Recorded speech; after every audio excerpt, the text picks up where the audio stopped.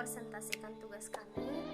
Before that, we will introduce ourselves. My name is Arya Penta and my friends. Hello everyone, my name is Mila Galia Panjana.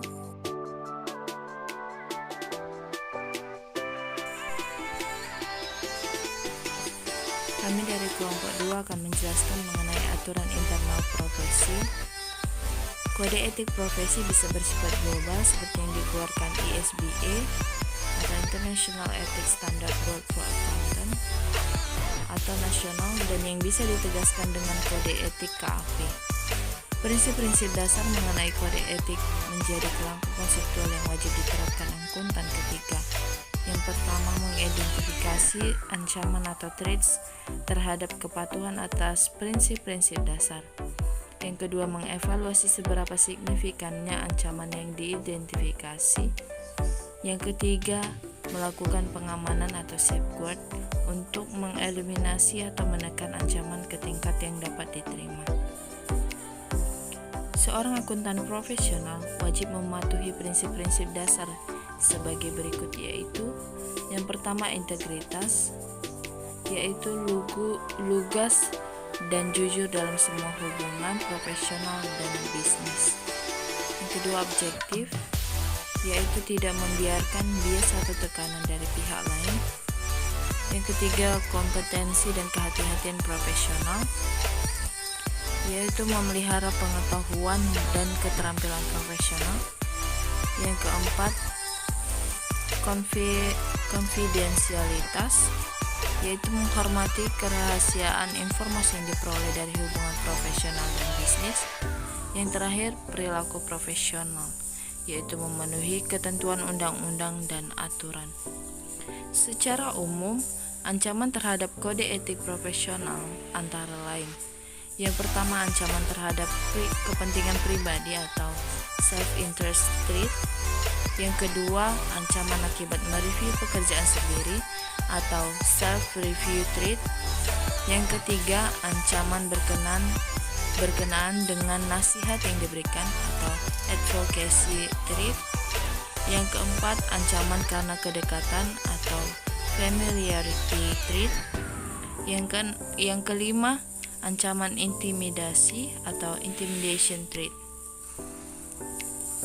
Contoh pengaman yang diterapkan oleh profesi akuntan, undang-undang, dan ketentuan lain yaitu: yang pertama, persyaratan mengenai jenjang pendidikan, jenis dan jumlah pelatihan, serta jenis dan lamanya pengalaman ketika akan memasuki profesi. Yang kedua, persyaratan mengenai pengembangan profesional berkelanjutan, disingkat PPL. Yang ketiga, peraturan tentang tata kelola perusahaan. Yang keempat, standar profesi. Yang kelima, prosedur pemantauan dan prosedur disiplin profesi. Yang keenam, review oleh pihak eksternal atas laporan komunikasi atau informasi yang dihasilkan akuntan. Baiklah, saya akan melanjutkan presentasi kami. Penyelesaian pelanggaran etika terdapat beberapa faktor yang relevan dalam proses penyelesaian konflik. Antara lain, fakta-fakta yang relevan, kemudian butir-butir etika yang dipermasalahkan, juga potensi pelanggaran terhadap prinsip dasar. Kemudian, apa prosedur internal yang ada untuk konflik seperti ini? Juga yang terakhir, tindakan apa saja yang bisa diambil. Makna perubahan standar audit. Ketika terdapat perubahan menyebabkan terdapat beberapa contoh perbedaan ESA dan SPAP yang lama, yaitu 1. Penekanan pada risiko. 2. Standar berbasis prinsip. 3. Pengukuran berkesan ekstra. 4. Gunakan kearifan profesional. 5. Senantiasa terapkan kewaspadaan profesional. 6. Pengendalian internal. 7. PCWG. Itulah makna perubahan standar audit. Kemudian pengendalian mutu. Lingkungan ISKC 1 adalah pengendalian mutu di KAP yang memberikan 1. Jasa audit dan review atas laporan keuangan. 2. Jasa asuransi lainnya. 3. Jasa-jasa yang terkait dengan jasa asuransi. ISKC 1 mewajibkan KAP menetapkan dan memelihara setiap pengendalian mutu yang terdiri atas kebijakan dan prosedur mengenai unsur-unsur sebagai berikut. A. Tanggung jawab pimpinan KAP atas mutu di dalam KAP-nya. B. Ketentuan etika yang relevan. C. Hubungan dengan klien. D. Sumber daya manusia. E. Pelaksanaan penugasan. Dan F itu pemantauan. Itulah unsur-unsur dalam proses atau prosedur terhadap sistem pengendalian mutu. Unsur yang menetapkan lingkungan yang kondusif untuk mutu audit yang baik. Yang pertama, masukan. Kemudian akan ada proses juga. Kemudian interaksi penting di dalam mata rantai penyediaan informasi pelaporan keuangan. Maka akan ada keluaran ataupun outputnya. Dan terakhir itu faktor kontekstual. Kemudian input dikelompokkan dalam faktor-faktor masukan sebagai berikut. 1. Nilai-nilai, etika, dan sikap auditor yang dipengaruhi oleh budaya KAP. 2. Pengetahuan, keterampilan, dan pengalaman auditor dan waktu yang tersedia untuk auditor melaksanakan tugas auditnya. Terima kasih, cukup sekian dari bab 3 dan akan kami lanjut ke bab 4.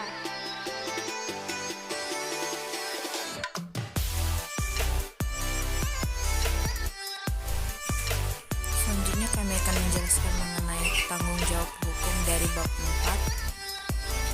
ROSC atau temuan PPAJP, laporan Bank Dunia atau Report on the Observance of Standard and Code tahun 2010 disingkat ROSC tahun 2010 tentang accounting and auditing membuat catatan tentang kualitas akuntansi publik di Indonesia. Ada kesenjangan dalam kepatuhan terhadap standar atau compliance gap seperti berikut ini. Yang pertama, banyak auditor tidak melakukan audit planning dengan baik. Selanjutnya, banyak dokumentasi yang diperlukan tidak disiapkan. Banyak auditor tidak berupaya mendeteksi manipulasi password. Selanjutnya, banyak auditor tidak memeriksa asumsi going concern yang digunakan oleh manajemen. Selanjutnya, banyak auditor tidak menerapkan prosedur untuk mengenal, menilai, dan menanggapi resiko salah saji yang material. Selanjutnya, auditor seringkali menerima begitu saja penilaian manajemen. Yang terakhir, auditor sering menerima begitu saja penilaian auditor lain. Litigation culture mengutip pendapat pakar-pakar dari 3 bahasa yang berbeda mengenai apakah masyarakat litigious society dan mengapa atau mengapa tidak. Di sini ada 3 penjelasan dari pakar-pakar. Yang pertama, pakar dari Amerika Serikat. Yang pertama, kehebatan sistem hukum di negaranya menjadi 3 adjektif: accessible, predictable, and non-corrupt. Yang kedua, keyakinan orang Amerika pada umumnya yaitu hormati aturan. Yang ketiga, ia menganggap menuntut adalah budaya. Yang keempat, masyarakat merangkul hukum untuk menyelesaikan masalah di antara mereka. Yang kedua, penjelasan dari pakar Inggris. Pihak yang kalah wajib membayar fee untuk dirinya dan pihak yang menang. Yang kedua, jika kasusnya berat dan ada resiko besar untuk kalah, pihak yang benar sekalipun memilih untuk tidak menuntut. Yang ketiga, sistem United Kingdom itu sendiri tidak mendukung tuntutan yang remeh-temeh. terakhir yaitu penjelasan dari pakar Jepang. Jepang bukan masyarakat yang suka litigasi. Yang kedua, menghindari konfrontasi dan tidak suka masalah internal. Yang ketiga, masalah sistematis dengan prosedur hukum perdata dan hukum dalam yang dikritik sebagai tidak efisien dalam artian waktu. SRS dan tanggung jawab. SRO atau Self-Regulating Organization dan SRS atau Self-Regulating Systems. Ini adalah satu ciri organisasi profesional dalam melaksanakan perikatan. KAP atau rekan partner dan stafnya berpotensi membuat kekeliruan baik dengan sengaja maupun yang tidak disengaja yang dapat merugikan pihak-pihak lain. Siapa saja pihak-pihak yang merasa dirugikan dapat menyeret ke meja hijau, antara lain seperti rekan KAP yang memimpin penugasan atau partner in charge, juga rekan lain misalnya yang dapat melakukan counseling review dalam rangka kendali mutu, juga staf pada jenjang yang tinggi misalnya audit manager, kemudian pimpinan KAP dan bahkan KAP itu sendiri. Istilah meja hijau digunakan dalam arti seluas-luasnya. Bisa ada 3 nih yang bisa disebut. Yang pertama, di dalam pengadilan maupun di luar pengadilan, misalnya arbitrage atau di pengadilan profesi. Kedua, di pengadilan pun bisa bermacam-macam, seperti pengadilan perdata atau dalam tuntutan yang tinggi, kemudian pengadilan pidana, dan juga pengadilan administratif. Ketiga, di pengadilan Indonesia atau di luar Indonesia.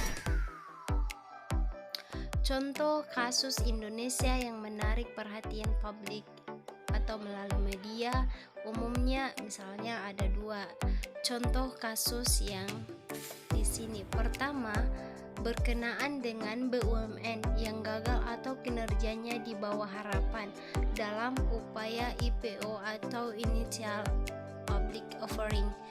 Yang kedua ini contoh kasusnya yaitu kegagalan atau kekurang berhasilan, misalnya harga penawaran saham yang jauh di bawah harga yang sebelumnya dipublikasikan ke media, menyebabkan direksi atau pejabat BUMN terkena sanksi jabatan, dan banyak lain contoh kasus yang dapat kita lihat dalam Indonesia.